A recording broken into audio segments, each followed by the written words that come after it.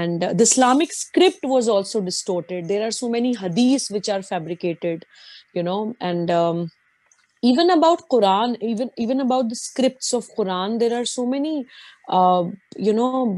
discrepancies. The Khalifas, the third Khalifa, he collected almost 400-500 manuscripts of Quran, and he burnt them because he was not convinced about this manuscripts which were compiled by the previous two Khalifas.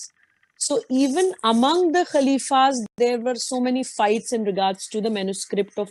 So Islamic scriptures have also been manipulated. Sagar Suryakant Wagmare, my question to you is that the book sent by the God for that period, but where it is written that Quran is the last book sent by the God? भाई साहब ने अच्छा सवाल पूछा है कि कुरान में कहाँ लिखा है कि Quran is the last book send by God. बहुत अच्छा सवाल है। बाकी किताबें सिर्फ अपने लोग के लिए भेजी गई थी। मैं बाइबल का जिक्र कर चुका हूँ। Gospel of Matthew chapter number 15 verse number 24, gospel of Matthew chapter number 10 verse number 5 to 6। कुरान में जिक्र आता है सूरह अहज़ाब में सूरा नंबर 33 आयत नंबर 40 में, मा कान मुहम्मदुन अबा अहदिम मिन रिजालिकुम वलाकिन रसूलुल्लाह व खातिमुन नबीन व कान अल्लाहु बिकुल्लि शैइन अलीमा। मोहम्मद सल्लल्लाहु अलैहि वसल्लम आप मर्दों में से किसके पिता नहीं हैं, लेकिन वो अल्लाह के रसूल है और खातिमुन नबीन है, आखिरी नबी है, और अल्लाह सबसे बेहतर जानने वाला है। किताब नाजिल करने के लिए ज़रूरत है एक रसूल की, तो जब रसूल ही नहीं आएगा तो किताब कैसे आएंगी? तो जब मोहम्मद सल्लल्लाहु अलैहि वसल्लम लिखा है कुरान में कि वो आखिरी नबी है, आखिरी रसूल है, उसके बाद किताब तो नाजिल हो ही नहीं। इट्स अंडरस्टूड, बोलने की जरूरत नहीं। आखिरी नबी आखिरी रसूल मोहम्मद सल्लल्लाहु अलैहि वसल्लम थे, इसीलिए आखिरी नबी सारे इंसानियत के लिए भेजे गए थे। और कुरान में जिक्र आता है कुरान भी सारी इंसानियत के लिए भेजा गया है। बाकी जितनी किताबें हैं कुरान में लिखा है कि सिर्फ भेजे गए थे अपने लोग के लिए, पैगंबर भी और वो कलाम भी। लेकिन कुरान मजीद जैसे कि मोहम्मद सल्लल्लाहु अलैहि वसल्लम सारी इंसानियत के लिए थे, कुरान भी सारी इंसानियत के लिए। इसका जिक्र है सूरह इब्राहिम में सूरा नंबर 14 आयत नंबर 1, सूरह इब्राहिम सूरा नंबर 14 आयत नंबर 52, सूरह बकरा सूरा नंबर 2 आयत नंबर 185, सूरह ज़ुमर चैप्टर नंबर 39 वर्स नंबर 41। और भी हवाला दे सकता हूं मैं, लेकिन ये काफी है। कुरान अल्लाह सुब्हाना व तआला की आखिरी किताब है, आखिरी पैगाम है, आखिरी वही है जो नाजिल की गई थी आखिरी पैगंबर मोहम्मद सल्लल्लाहु अलैहि वसल्लम पर। कुरान सारी दुनिया की सबसे बेहतरीन किताब है। ये इंसानियत के लिए पैगाम है, रहमत और हिदायत का सरचश्मा है, गुनहगारों के लिए तंबी है, भटकों के लिए हिदायत है, शक और शुबा वालों के लिए यकीन है, मुश्किलात में मुब्तला लोगों के लिए रहनुमा है, नाउमीदों के लिए उम्मीद है। ये कुरान मजीद की सारी जो नियामतें हैं, क्या एक इंसान के लिए हासिल करना मुमकिन है जब तक वो कुरान मजीद को ना पढ़े, ना समझे, उसके मानी पे तदब्बुर ना करे, जब तक उसे अपनी जिंदगी में अमल ना करे।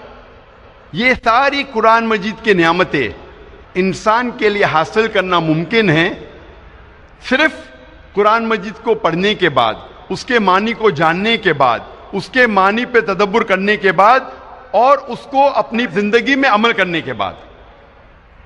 अल्हम्दुलिल्लाह सारी दुनिया में सबसे ज्यादा पढ़ी जाने वाली किताब है कुरान मजीद।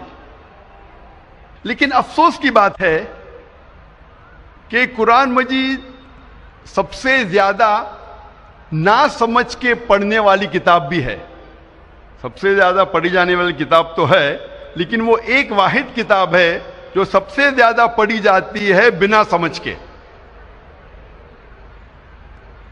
और क्योंकि हम मुसलमानों ने अक्सर कुरान मजीद को समझ के पढ़ना छोड़ दिया, इसीलिए जो कुरान मजीद और मुसलमानों में जो लगाव है वो कम होता जा रहा है।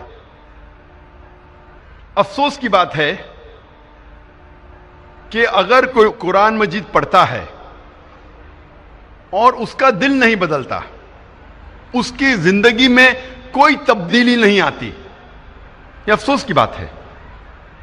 اللہ تعالیٰ فرماتے قرآن مجید میں سورہ ال عمران میں سورہ نمبر 3 آیت نمبر 110 میں کنتم خیر امۃ اخرجت للناس، اے مسلمانوں آپ سارے جہاں میں سب سے بہترین امہ ہیں۔ اللہ سبحانہ و تعالی ہم مسلمانوں کی تعریف کر رہا ہے، ہمیں ایک اونچا عہدہ دے رہا ہے۔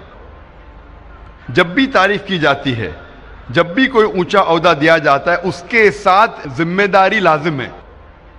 جب اللہ سبحانہ و تعالی فرماتے ہیں کہ ہم سارے جہاں میں سب سے بہترین امہ ہیں، اس کے ساتھ ذمہ داری بھی ہے۔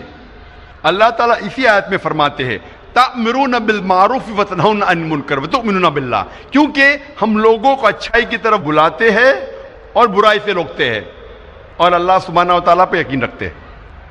اللہ سبحانہ و تعالیٰ فرماتے ہیں کہ ہم سارے جہاں میں سب سے بہترین امہ ہیں کیونکہ ہم لوگوں کو اچھائی کی طرف بلاتے ہیں اور برائی سے روکتے ہیں۔ جب تک ہم قرآن مجید کو سمجھ کے نہیں پڑھیں گے، ہمیں کیسے پتہ لگے گا کہ کیا اچھا ہے کیا برا ہے؟ اگر ہم قرآن مجید نہیں سمجھ کے پڑھیں گے اور لوگوں کو اچھائی کی طرف نہیں بلائیں گے اور لوگوں کو برائی سے نہیں روکیں گے، ہم مسلمان کہنے کے لائق نہیں ہیں، ہم خیرہ امہ کہنے کے لائق نہیں ہیں۔ قرآن آتا ہے لفظ قرأ سے، جس کے معنی ہیں، قرآن کے معنی ہے کتاب، پڑھو۔ قرآن کو کہا گیا فرقان، جو حق اور باطل کے درمیان فیصلہ کرتا ہے۔ فرقان، کرائٹیریا ٹو جج رائٹ فرام رانگ، وہ کتاب جو حق اور باطل کے درمیان فیصلہ کرتی ہے۔ جب تک ہم قرآن مجید کو سمجھ کے نہیں پڑھیں گے، ہمیں کیسے پتہ لگے گا کیا حق ہے اور کیا باطل ہے؟ اسی لیے قرآن مجید کو سمجھ کے پڑھنا بہت ضروری ہے۔ آج ہم تحقیق کریں گے اکثر مسلمان قرآن مجید کو سمجھ کے کیوں نہیں پڑھتے۔ سب سے عام بہانہ جو مسلمان دیتے ہیں قرآن مجید کو نہیں سمجھ کے پڑھنے کا، وہ یہ ہے کہ ہم عربی زبان نہیں جانتے۔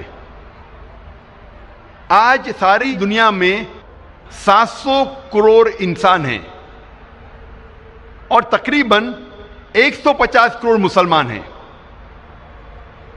یعنی 20% سے زیادہ، 20 سے 25% ساری دنیا میں سارے انسانوں میں سے مسلمان ہیں، اور عرب صرف مسلمانوں میں 15% ہے،